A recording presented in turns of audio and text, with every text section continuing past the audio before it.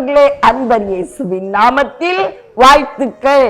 சந்தோஷமா இருக்கீங்களா பிரியமானவர்களே? நாம் சந்தோஷமாய் இருப்போம். நம்ம அப்பா நம்மை குறித்து கரிசனை உள்ள தெய்வமாய் இருக்கிறார்.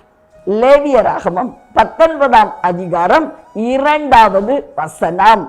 நீ இஸ்ரவேல் புத்திரரின் சபை அனைத்தோடும் சொல்ல வேண்டியது என்னவென்றால், உங்கள் தேவனும் கர்த்தருமாகிய நான் பரிசுத்தர், ஆகையால் நீங்களும் பரிசுத்தராய் இருங்கள்.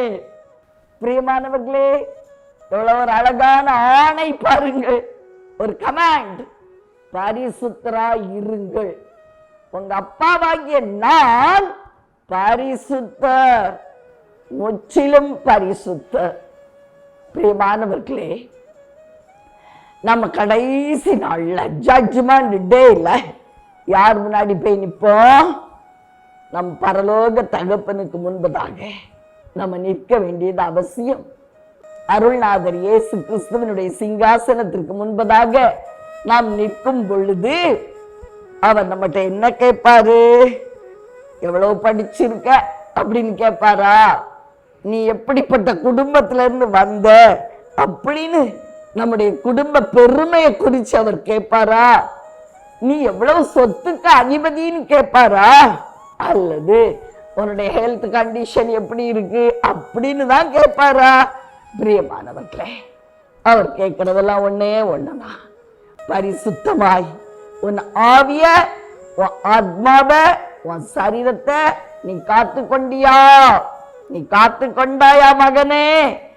இந்த பூமியில நான் உனக்கு கொடுத்த ஆயுசு நாட்கள்ல நீ பரிசுத்தமா இருந்தியா? உங்க அப்பாவை போல, உன் தகப்பனை போல, உன் தகப்பனாகிய என்னை போல நீ பரிசுத்தமா இருந்தியா அப்படின்னு கேட்பாரு. பிரியமானவர்களே, வேதம் சொல்லுகிறது, நம்முடைய சரீரம் தேவனுடைய ஆலயமாம். ஒருவன் தன்னுடைய சரீரமாகிய ஆலயத்தை கெடுத்தால் நான் அவனை கெடுப்பேன். எவ்வளவு ஒரு பயங்கரமான வார்த்தை பாருங்க. சொல்றது யாரு? சர்வமல்ல தேவன் அல்லவா? அதெல்லாம் நம்முடைய வீட்டுல ஒரு கரை பட்டா பரவாயில்ல, அந்த கரையோட அந்த கரை மேலே நம்ம உட்கார்ந்து இருப்போமா? பிரியமானவர்களை உடனே தொடச்சு சுத்திகரிக்கணும் அல்லவா? அல்லது தூக்கம் வராது. நம்முடைய அப்பா கரைபட்ட ஒரு ஆவியில, ஒரு இருதயத்துல அவர் வாசம் செய்ய முடியுமா? யோசித்து பாருங்கள். ஈவன் சின்ன சின்ன பாவங்கள், கோல் சொல்றது, புரணி பேசுறது, முன்னொன்று பின்னொன்று பேசுறது, இதெல்லாம் கூட நம்ம அப்பா அருவருக்கிற காரியங்கள்ங்க. அவரால கரபட்ட ஒரு இடத்துல வாழவே முடியாது. அதை நம்ம அறிஞ்சிருக்கணும். அதனால நம்முடைய ஆவிய, ஆத்மாவை, சரீரத்தை பரிசுத்தமாய் காத்துக்கொள்வோமா? அதனால நம்ம அப்பா நமக்குள்ள சந்தோஷமாய் வாசமாய் இருந்து நம்ம சந்தோஷமாய் ஆசீர்வதிப்பார். அப்படிங்கிறது உண்மை.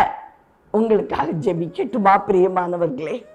அன்பின் பரலோக தகப்பனே, அருமையான எங்கள் நல்ல இரட்சகரே, ஆவியானவரே, அன்பான தெய்வமே, ஐயா, நீங்க எங்கிட்ட கேட்க போற ஒரே ஒரு கேள்வி, உன் பரிசுத்தத்தை காத்து கொண்டாயா? அந்த கேள்விக்கு நாங்க பதில் சொல்றதுக்கு ஆயத்தமா உங்க சமூகத்துக்கு சேரணும்பா. கிருபை செய்யும். இரட்சகர் இயேசுவின் நாமத்தில் நாங்க ஓடுகிற ஓட்டத்துல எங்களை பரிசுத்தமாய் காத்துக்கொள்ள, அது நிமித்தம் நீங்க சந்தோஷப்பட்டு எங்களை ஆசீர்வதிப்பீங்க. உமக்கு நன்றி அப்பா, இயேசுவின் நாமத்தில் ஆமென்.